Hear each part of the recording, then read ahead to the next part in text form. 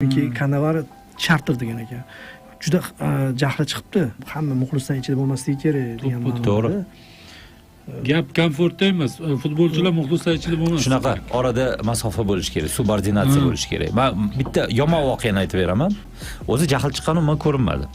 Bu ochiq endi muxlislar oldida jahl chiqqanini ko'rsa. Hojatxonaga o'tdim. Nima uchun o'tdim? U yerda ko'proq turdim. Joy sal kengroq-ku samolyot o'sha joyda. Belimni chigilni yozish uchun, oyog'imni chigilni yozish uchun ko'pincha samolyotda men uzoq masofani yomon o'tkazaman-da. O'shani turaman, oyoqlarni qimillataman, mashq qilaman, boshqa qilaman. Cannavaro samolyotning bunidan keldi, eng oxiriga. Uzoqdan keldi. Yaxshi hamma chirog'i o'chiq, deyarli hamma uxlayapti. Keldi Cannavaro, hojatxonaga kirdi va qulflanib qoldi. Hojatxonaning eshigi ochilmayapti.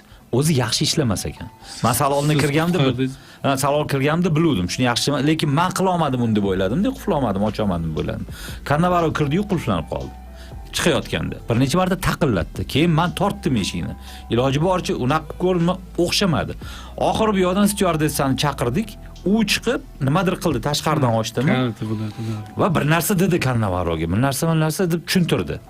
Cannavaro ham endi u yerda unga jahl qilish foydasi yo'q. Jiddiy qiyofada chiqib, nima deydi? Yo'q, degandagi yuzingizni qilasiz-ku va chiqdi ketdi.